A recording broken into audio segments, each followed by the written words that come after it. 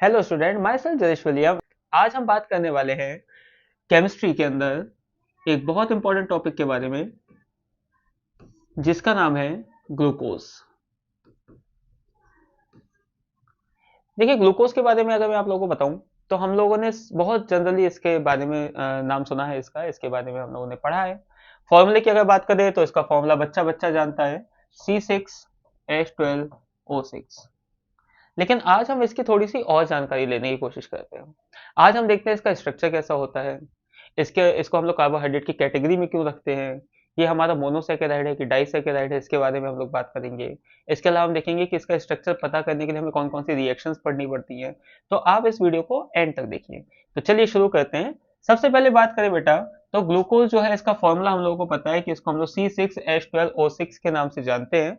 और इसका जो नॉर्मल मैं स्ट्रक्चर बना दूं यहाँ पे ताकि आप समझ पाए कि हम किन चीजों के बारे में बात करने वाले हैं। तो यहाँ पे सबसे ऊपर की तरफ से यहाँ पे लगा होता है CHO, यहाँ पे लगा होता है CH2OH, इधर होता है OH, इधर होता है H, उसके बाद OH, उसके बाद OH, यहाँ H, यहाँ H, यहाँ OH और यहाँ H। अगर यहाँ पे देखा जाए तो यहाँ पे जो जो आपको दिख रहा है ये सब कार्बन है हम लोगों के। तो टोटल नंबर ऑफ कार्बन की अगर हम बात करें तो टोटल नंबर ऑफ कार्बन हम लोगों के होते हैं, देखिए 1 2 3 4 5 और ये 6। तो कार्बन हम लोगों के पास कितने हो गए बेटा? 6। हाइड्रोजन की अगर बात करें तो 1 2 3 4 5 6 7 8 9 10 11 12। एच हम लोग के 12 हो गए। ऑक्सीजन की अगर बात करें तो 1 2 3 4 5 और ये 6। तो ऑक्सीजन भी हम लोग के हो गए 6। तो ओवरऑल अगर देखा जाए तो ग्लूकोज के अंदर 6 कार्बन, 12 हाइड्रोजन और 6 ऑक्सीजन होते हैं। और इस मॉलिक्यूल का जो स्ट्रक्चर हम लोगों ने बनाया हुआ है इसको हम लोग बोलते हैं बेटा ओपन चेन स्ट्रक्चर। इसको हम क्या बोलते हैं? Open chain structure. अब ओपन चेन स्ट्रक्चर इसका जो हमने बनाया है, आखिर ये हम लोगों को पता कैसे चला कि इसका स्ट्रक्चर इस तरह का होता है, या हमने केवल अज्यूम कर लिया है ना? तो इसके लिए हम लोग क्या करना पड़ा, इसके लिए कुछ रिएक्शंस करनी पड़ी। और उन रिएक्शन से हम लोग को पता चला, तब जाके हम इस फाइनल स्ट्रक्चर पे ग्लूकोज के पहुंचे हैं। अब वो रिएक्शंस कौन कौन सी हैं जो पहले परफॉर्म की गई थी जिसकी वजह से हमें ऐसा स्ट्रक्चर मिला है, आइए उनके ऊपर नजर डालते हैं। देखिए, सबसे पहले टोटल 5 तरह की रिएक्शन है। सबसे पहली रिएक्शन की बात करते हैं। सबसे पहली रिएक्शन में क्या किया गया, ग्लूकोज का मॉलिक्यूल लिया गया और उसके साथ हम लोगों ने मिलाया हाइड्रोजन आयोडाइड और इसको किया गया हीट। जब ग्लूकोज के साथ हाइड्रोजन आयोडाइड मिलाकर के गर्म किया गया तो इससे हम लोगों को जो प्रोडक्ट मिला उसका नाम था एन हेक्सेन। उसका नाम था एन हेक्सेन। तो अगर मैं इसके स्ट्रक्चरल इक्वेशन की बात करूं तो ग्लूकोज का मैं यहाँ पे स्ट्रक्चर लिख लेता हूं, CHO। यहाँ पे अगर आप देख पा रहे हो तो ये चारों यूनिट सेम ही है, तो मैं इसको कंक्लूड करके लिख देता हूं CHOH के 4 मॉलिक्यूल, 4 एटम, 4 यूनिट और एंड में नीचे आता है हम लोग का CH2OH। तो ये ग्लूकोज का एक छोटा सा जनरल स्ट्रक्चर है या फॉर्मूला, कुछ भी आप इसको समझ लीजिए। इसके साथ मैंने यहाँ पे मिलाया HI। HI मिला करके जैसे ही मैंने इसको हीट किया तो ये हम लोग का कन्वर्ट होके बनाता है C और लास्ट में एक और कार्बन। तो जब भी ग्लूकोज के साथ हाइड्रोजन आयोडाइड मिलाया गया तो उससे बनने वाला जो प्रोडक्ट था बेटा, वो बनने वाला प्रोडक्ट हम लोगों को जो मिला उसका नाम था एन हेक्सेन। अब हेक्सेन में आगे अगर एन लगा हुआ है तो ये छोटी छोटी बातें जो आप लोगों को पता होती है कि एन का मतलब क्या होता है। एन को हम लोग कॉमन नॉमेनक्लेचर में यूज करते हैं, इसका मतलब होता है नॉर्मल एल्केन, यानी कि लीनियर चेन में लगे हुए 6 कार्बन। तो सबसे पहली चीज जो हम लोगों को आज पता चली, क्या पता चला हम लोगों को कि इस रिएक्शन से हम लोगों को पता चला कि glucose have 6 carbon atom, 6 carbon atom which are arranged in a straight chain,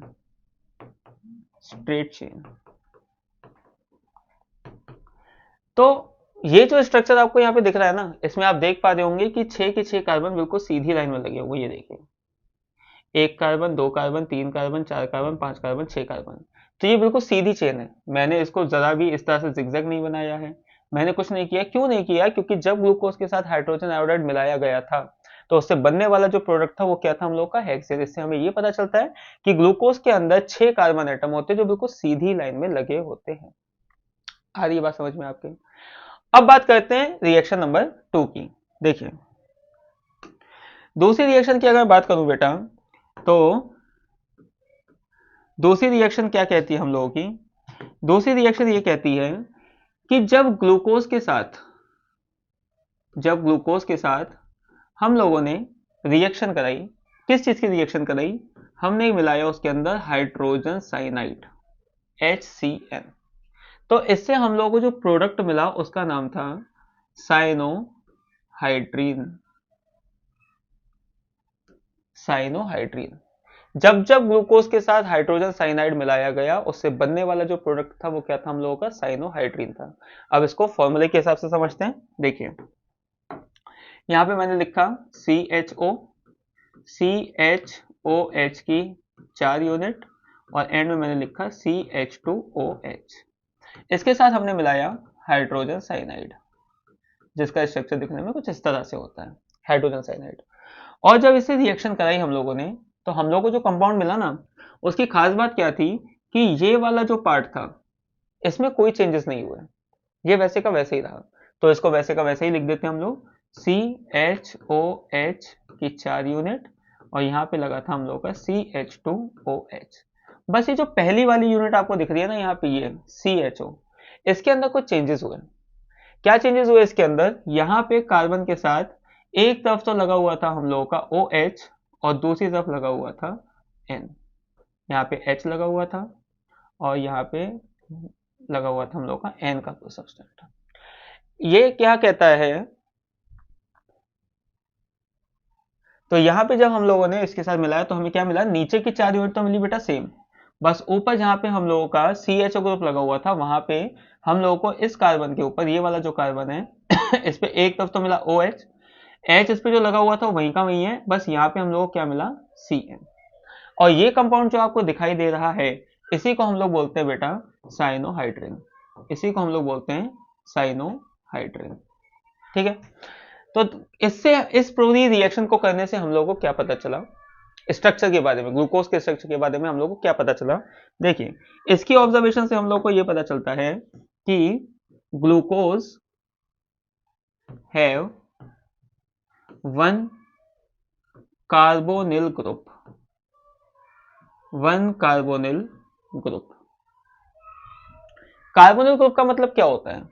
जब हम किसी डबल बॉन्ड वाले O के साथ जो कार्बन जुड़ा हुआ है उसमें एक तरफ तो मैं लगा दूं R और दूसरी तरफ अगर मैं लगा दूं H, तो देखिए ये वाला जो पार्ट है ना बेटा इसको हम लोग बोलते हैं कार्बोनिल।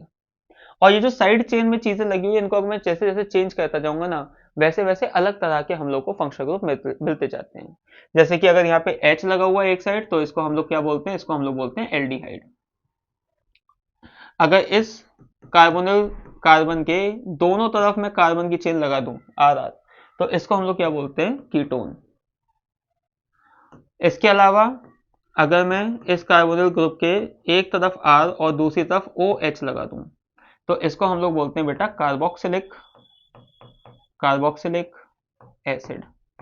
इसको हम क्या बोलते हैं? Carboxylic acid. इसके अलावा अगर मैं देखूं या बताऊं आपको तो देखिए इसके अलावा नेक्स्ट अगर मैं C डबल बॉन्ड O एक तरफ R लिखूं और एक तरफ लिखूं NH2 तो इसको बोला जाता है अमाइड। इसको क्या बोला जाता है? अमाइड। अगर मैं इस RC डबल बॉन्ड O के एक तरफ Cl लगा दूं तो इसको हम लोग कहते हैं एसाइल क्लोराइड। ये सारे के सारे जितने भी नाम और फॉर्मूले मैंने यहाँ पे लिखे हैं ना बेटा ये सभी कार्बोनिल ग्रुप हैं। तो यहाँ पे हमें इस रिएक्शन से केवल एक ही चीज पता चलती है। क्या चीज पता चलती है? कि ग्लूकोज के मॉलिक्यूल के अंदर कहीं ना कहीं एक कार्बोनिल ग्रुप है। केवल कार्बोनिल ग्रुप पता चला अभी हमें। अब कार्बोनिल ग्रुप तो मैंने आपको बताया कि तो बहुत सारे तरह के हो सकते हैं। तो जो नेक्स्ट रिएक्शन होगी डेफिनेटली वो क्या होगी? वो कुछ इस तरह की रिएक्शन होगी जिससे हम ये कंफर्म कर पाएंगे कि इनमें से कौन सा कार्बोनिल ग्रुप हम लोगों के ग्लूकोज के अंदर लगा होता है। तो नेक्स्ट रिएक्शन जो है हम लोगों की वो इस चीज का कंफर्मेशन है। देखिए तीसरी रिएक्शन की अगर हम बात करें तो तीसरी रिएक्शन क्या कहती है? तीसरी रिएक्शन कहती है कि जब जब हम लोग ग्लूकोज के साथ ब्रोमीन वाटर मिलाते हैं, Br2 वाटर, ब्रोमीन वाटर मिलाया जाता है। तो ब्रोमीन वाटर के मिलाने से होता क्या है कि हम लोग को जो प्रोडक्ट मिलता है ना बेटा, वो कुछ इस तरह से मिलता है कि यहाँ पे लगा होता है COOH, यहाँ पे CHOH की 4 यूनिट और यहाँ पे CH2OH।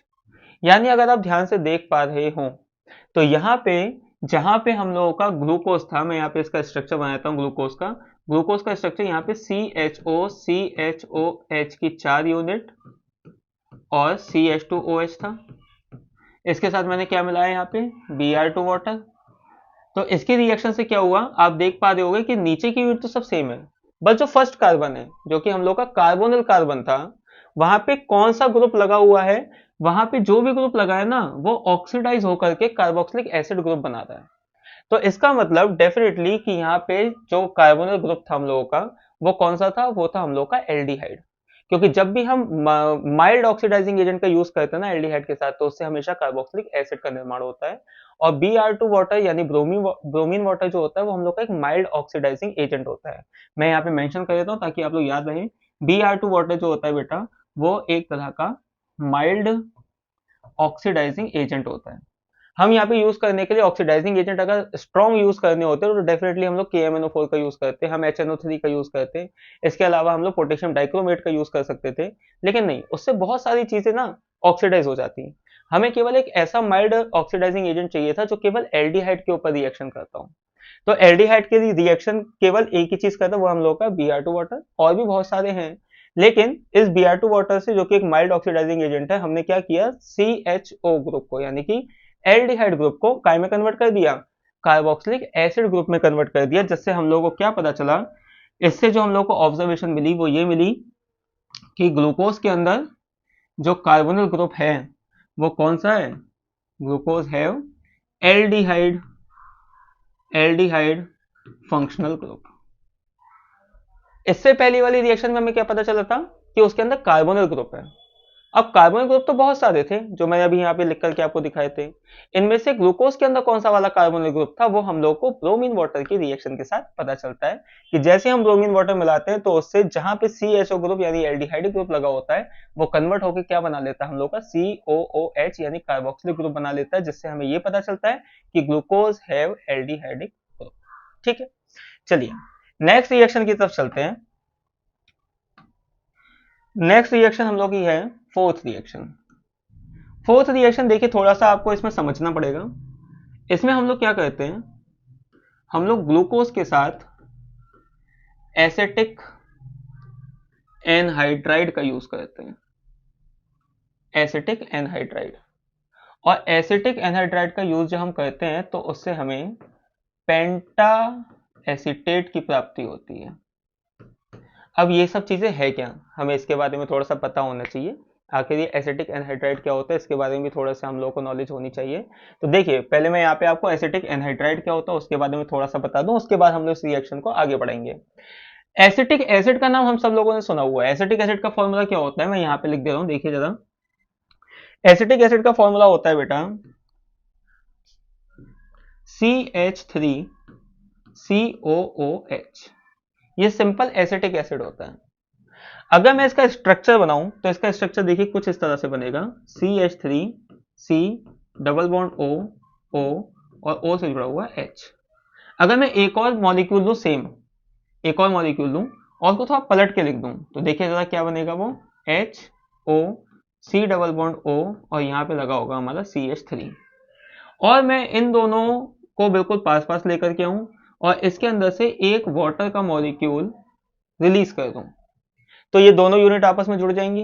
क्यों जुड़ जाएंगी, क्योंकि इस कार्बन के ऊपर कौन सा साइन आएगा हम लोगों का प्लस, ऑक्सीजन के ऊपर कौन सा साइन आएगा नेगेटिव। ये दोनों आपस में जुड़ जाएंगे और जुड़ने के बाद हम लोगों को जो मिलेगा प्रोडक्ट वो क्या होगा दिखने में, CH3C double bond O C double bond O CH3। ये जो मैंने यहाँ पे फॉर्मूला लिखा हुआ है इसी को हम लोग बोलते हैं बेटा एसिटिक एनहाइड्राइड। इसी को हम लोग बोलते हैं एसिटिक एनहाइड्राइड। तो अब ग्लूकोज के साथ हम लोग एसिटिक एनहाइड्राइड को मिलाएंगे। देखिए मैंने यहाँ पे ग्लूकोज का फॉर्मूला लिखा CHO, CHOH की 4 यूनिट और साथ में CH2OH। ठीक है, इसके साथ मैंने मिलाया हमारा एसिटिक एनहाइड्राइड, यानी कि CH3, C double bond O, O, C double bond O, CH3। देखा आप लोगों को, ये एसिटिक एनहाइड्राइड है, ये हम लोगों का ग्लूकोज है। जब इनने आपस में रिएक्शन करी तो वहां पे पेंटा एसीटेट की प्राप्ति हुई। अब किसी चीज में अगर पेंटा वर्ड लगा हुआ है तो डेफिनेटली वो 5 चीजों की बात हो रही है ना। अब 5 चीजें कौन कौन सी है और ये एसीटेट कैसे बन जाता है इसके बारे में थोड़ा सा हम समझते हैं। देखिए जब भी हम एसिटिक एनहाइड्राइड को तोड़ने की कोशिश करेंगे ना, या इसके बीच के बॉन्ड को हम लोग क्लीव करेंगे, तो क्या होगा, अगर मैं इस वाले बॉन्ड को यहां से तोड़ूं, अगर मैं इस वाले बॉन्ड को यहां से इधर की तरफ तोड़ूं, क्योंकि oxygen is more electronegative than carbon, तो ये वाला बॉन्ड जब यहां से ब्रेक होगा तो O के ऊपर कौन सा साइन आएगा, नेगेटिव, और कार्बन के पास क्या आएगा, हम लोगों का कौन सा चार्ज आएगा, पॉजिटिव चार्ज आएगा। अब इन दोनों यूनिट की हम लोग को जरूरत पड़ने वाली है, बस उसके लिए क्या करना पड़ेगा, उसके लिए हम लोग को इस ग्लूकोज के फॉर्मूले को थोड़ा सा और ओपन करके लिखना पड़ेगा। देखिए जरा ध्यान से मैं क्या कर रहा हूं, यहाँ पे मैंने यहाँ पे ग्लूकोज का फॉर्मूला लिखा वापस से स्ट्रक्चर की फॉर्म में CHO, और ये बनाया मैंने इसका ओपन स्ट्रक्चर। देखिए अब मैंने आपको बताया था स्टार्टिंग में कि यहाँ पे OH होता है, यहाँ पे H होता है, यहाँ पे OH होता है, यहाँ पे OH होता है, और एक OH होता है यहाँ पे, और एक OH लगा होता है हम लोग का यहाँ। तो टोटल ग्लूकोज के अंदर 5 OH ग्रुप लगे होते हैं। अब अगर मैं यहाँ से इस पूरी यूनिट को हटाने की कोशिश करूं, ठीक है, तो अगर मैं यहाँ से इस H को हटा दूं, तो जैसे ही H को हटाऊंगा तो यहाँ पे कौन सा चार्ज आ जाएगा, हम लोग का नेगेटिव चार्ज आ जाएगा, और नेगेटिव चार्ज की तरफ कौन सी चीज जाकर के जुड़ती है, हम लोग की पॉजिटिव चीज जाकर जुड़ती है। तो इसका मतलब ये जो हमने एसिटिक एनहाइड्राइड लिया था, इसमें से ये वाला इतना पार्ट जो आपको दिख रहा है जिसके ऊपर प्लस का साइन है, ये पूरी की पूरी यूनिट आ करके इस ऑक्सीजन के ऊपर अटैच हो जाती है। और कितने मॉलिक्यूल लेने पड़ेंगे हमको, इसके 5 मॉलिक्यूल लेने पड़ेंगे। क्यों लेने पड़ेंगे, क्योंकि जहां जहां हम लोगों का OH लगा हुआ है ये वहां पे जाकर के सेम तरीके से अटैच हो जाएगा। 3, चौथा ये इस वाले OH पे जाके जुड़ेगा, और 5वां ये इस तरह से यहाँ पे जाकर के जुड़ेगा। आ रही है बात समझ में आपके। तो ये कन्वर्ट होकर के हम लोग का बनेगा क्या, ये तो मैंने आपको केवल एक डायग्रामेटिकली शो किया कि ये वाली यूनिट पूरी जाकर के इस H की जगह पे इस ऑक्सीजन से जुड़ जाती है। फाइनल प्रोडक्ट हम लोग का क्या बनता है, देखिए फाइनल प्रोडक्ट हम लोग का जो बनता है वो कुछ इस तरह से बनता है। यहाँ पे मैंने बनाया अपना ग्लूकोज का मॉलिक्यूल, यहाँ पे सब जगह ऑक्सीजन लगा देता हूं मैं, और यहाँ पे था हम लोग का CH2O, H क्योंकि हमने हटा दिया है। अब जो यूनिट इससे आगे जुड़ी है वो क्या है, C, और उस C के ऊपर क्या लगा हुआ है, हम लोगों का O, और यहाँ पे क्या जुड़ा हुआ है, CH3। सेम ये यूनिट सब जगह पे जाकर जुड़ जाएगी जहां जहां से OH में से H को हमने क्या किया, बाहर निकाला है।